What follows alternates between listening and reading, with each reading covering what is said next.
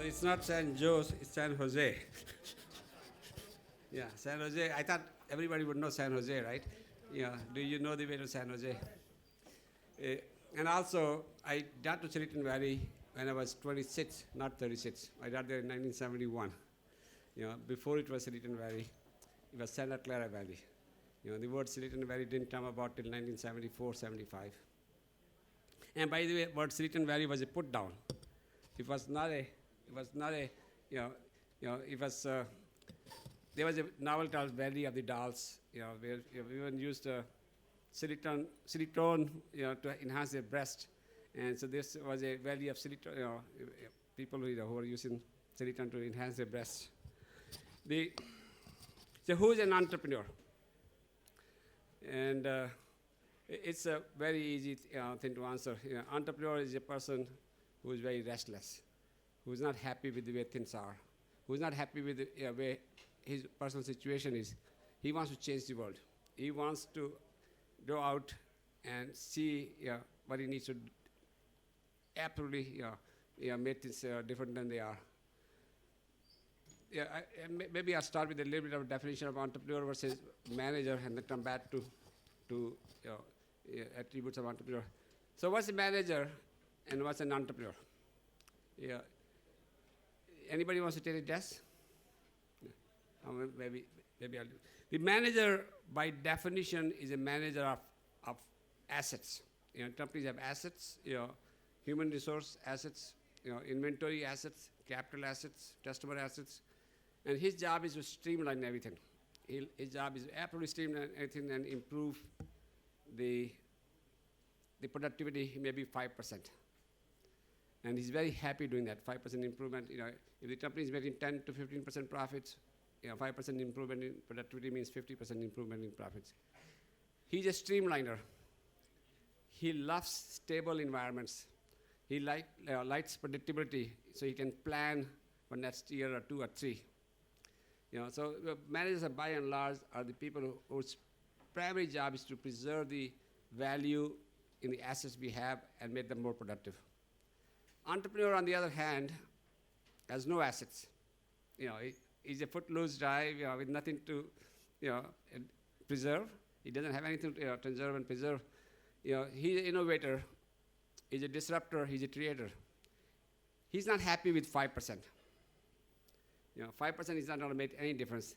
10x is his mantra. He needs to do things 10 times better. You can see Uber, maybe even 100 times better. So he doesn't like the stability. He doesn't like the streamlining. His job is to rearrange things very quickly, and see if I can do anything better. Upset the environment so the people with the assets are upset, disrupted, because that's what he benefits. And he has a very little inertia. No assets means no mass, means no inertia, right? The big guys, the managers have the inertia. They can't move fast. They can't tolerate the changes. So entrepreneur is by and large a creator, innovator, disruptor, and his job is to produce, make things different, produce a change in the environment.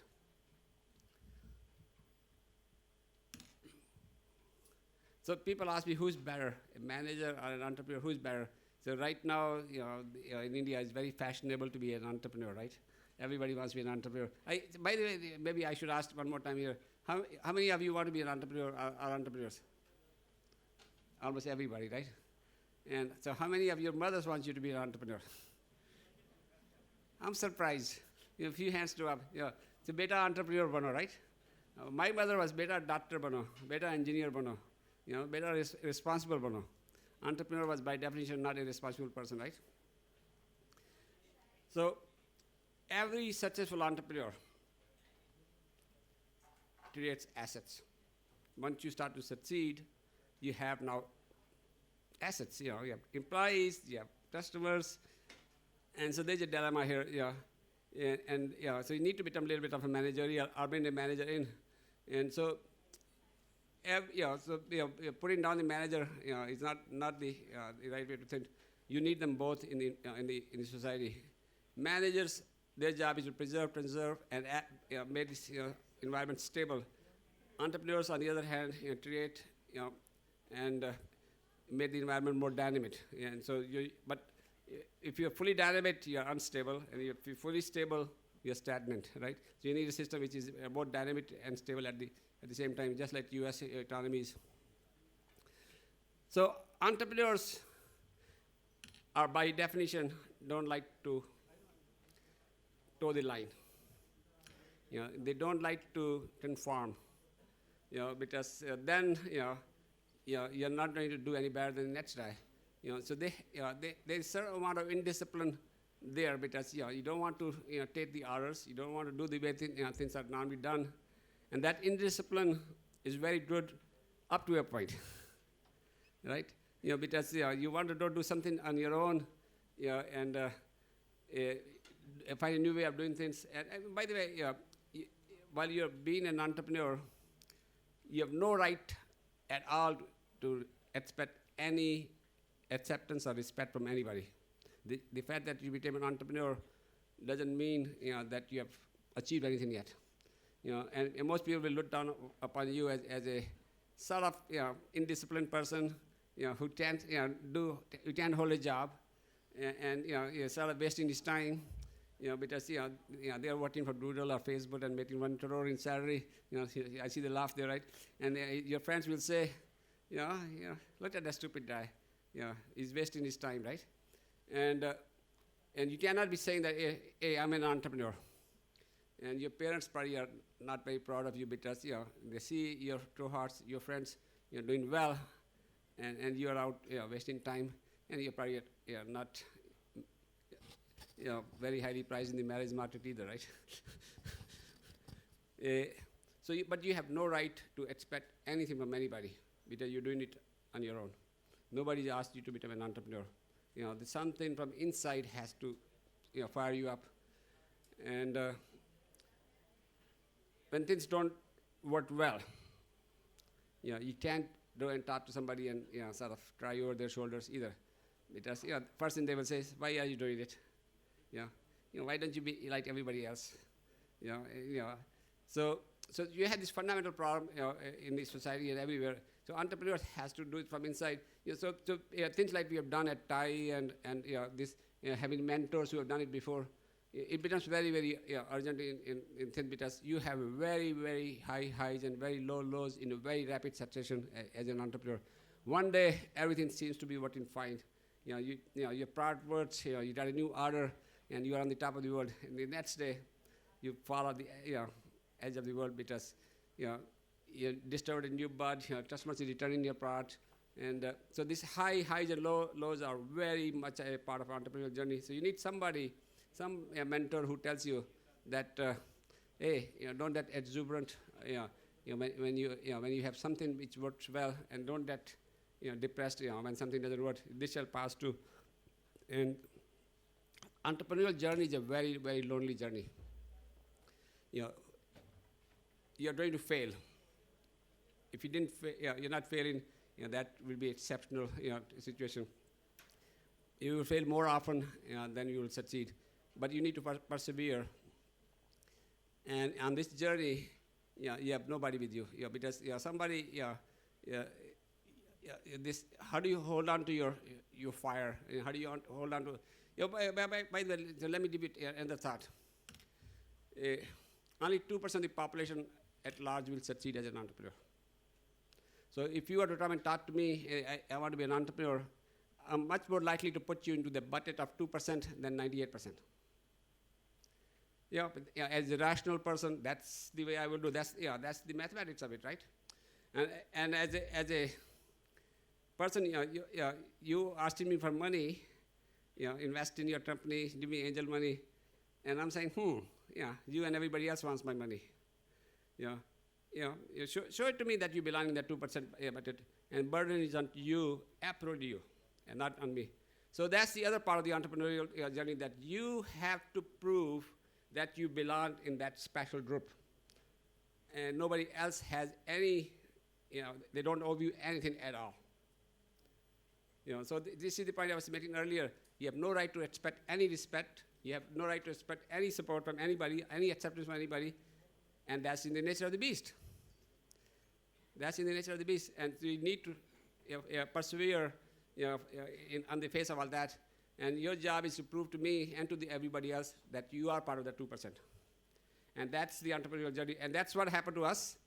So when we were in the valley, we had become very much typecast. Like Hindi movies, Indian movies, you are a villain, you are an engineer, you are a programmer, and that's what you are, right? You cannot be stepping out of your role.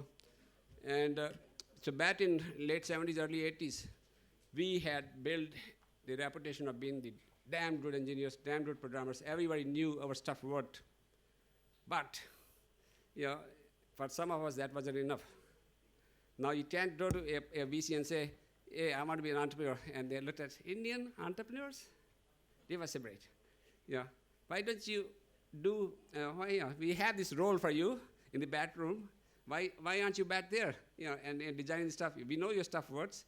You don't know how to sell. You don't know how to market. You don't know how to manage money. You don't know how to be a general manager of people.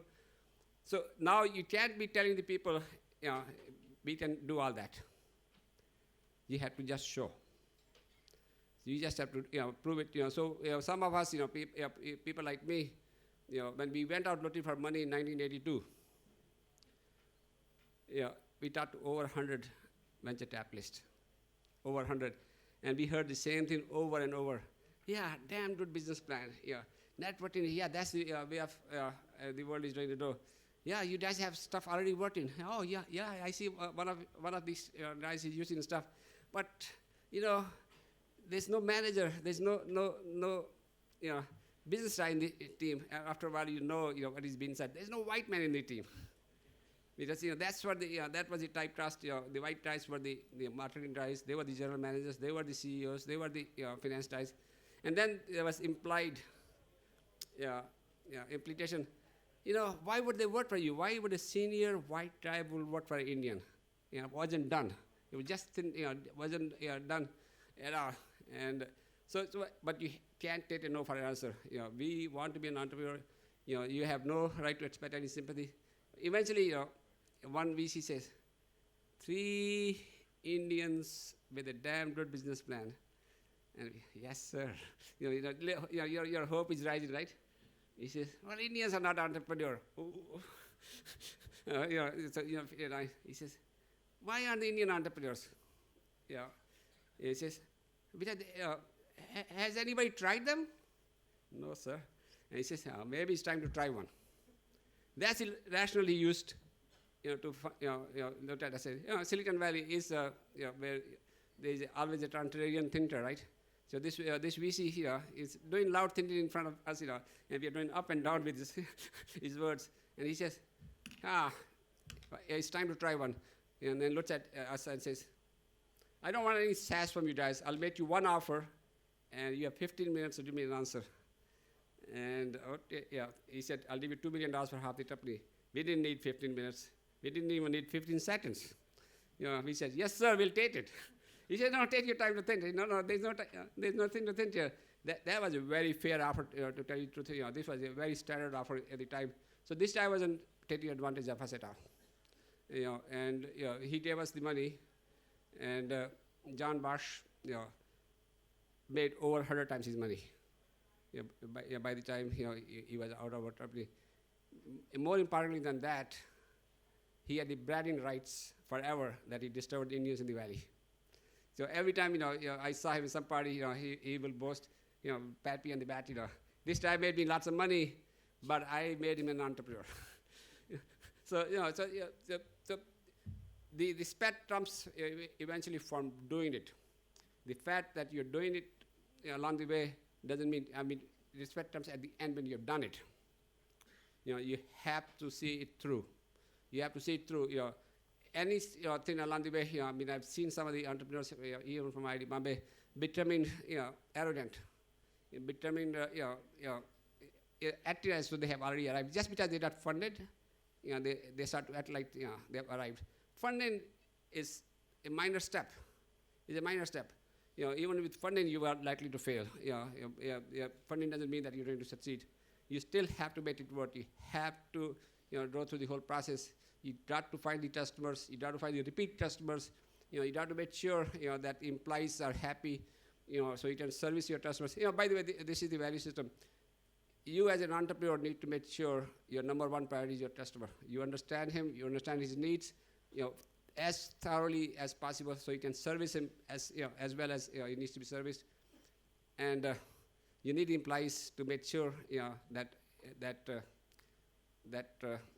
customer is serviced. Investors will be just fine if you have customers with happy employees.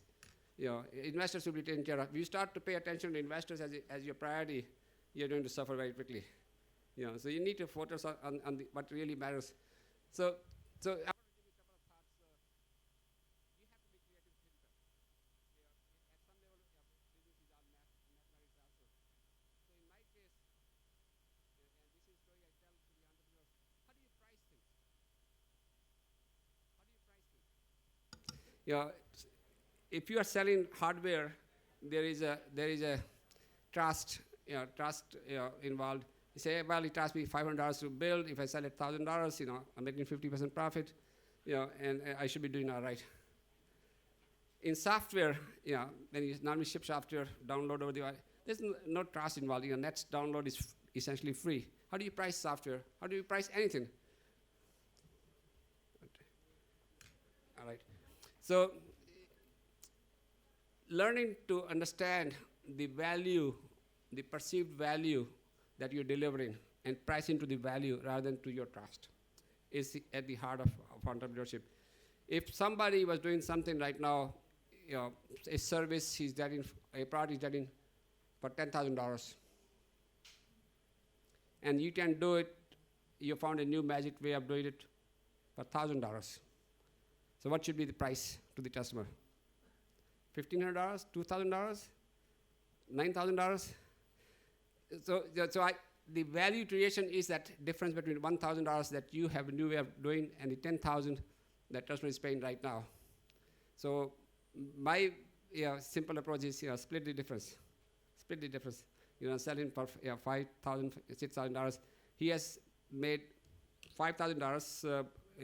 He was spending 10, and now he's spending 5, and you have captured that value, half the value at least that you created.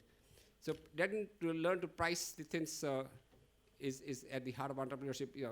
If you price it too low, the customer thinks, the price. Price doesn't have the quality, it doesn't have the same features. And if you price too high, $9,000, you're not going to give him enough incentive to move. So as an entrepreneur, you need to understand the value that you're creating. What's the alternative that customer have? So, these are the things, as a person, you have to very quickly learn. The journey is a very lonely journey. You need some mentors along the way. You need to keep your head down and focus on that. There's no time and energy to waste any step of the way. And you will have time enough to celebrate and get respect once you have arrived. Thank you. So maybe we have time for a couple of questions? Huh? Okay. Maybe 2 or 3 questions.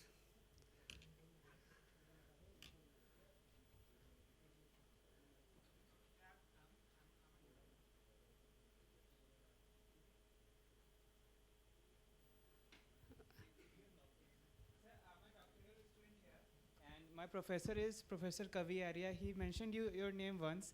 That I was asking for the change of subject. I was saying that I'm from a different background and the problem given was a different. So he mentioned Professor Kavi Arya. Professor Kavi Arya, Department of Computer Science. Okay. So he said your name, that you taught him once that a guy should be ready to change his career 5 times in a lifetime. Yeah. So Absolutely.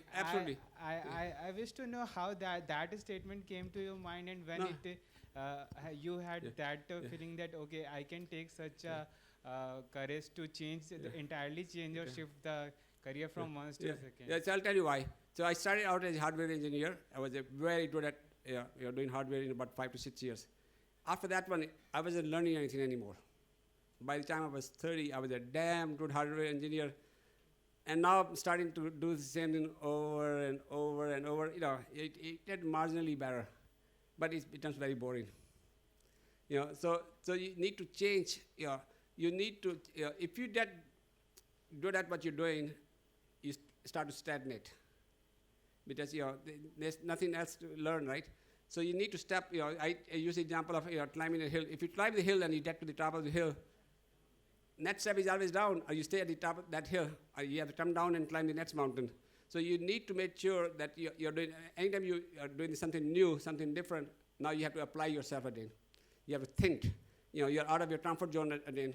So I've been through this thing 5-6 times. An engineer, became entrepreneur, CEO, a large company, a manager, back to being did the Thai for several years, back to being an angel investor, now venture capitalist. They're all different. There's not much common in them.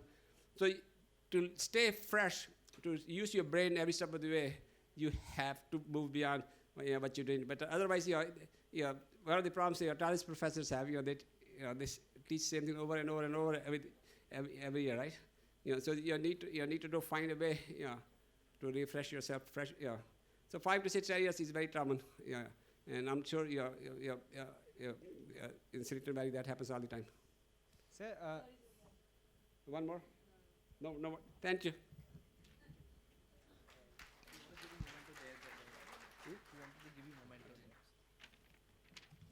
Token of appreciation from IIT Bombay. Put your hands together for Mr. Kanwal Rekhi.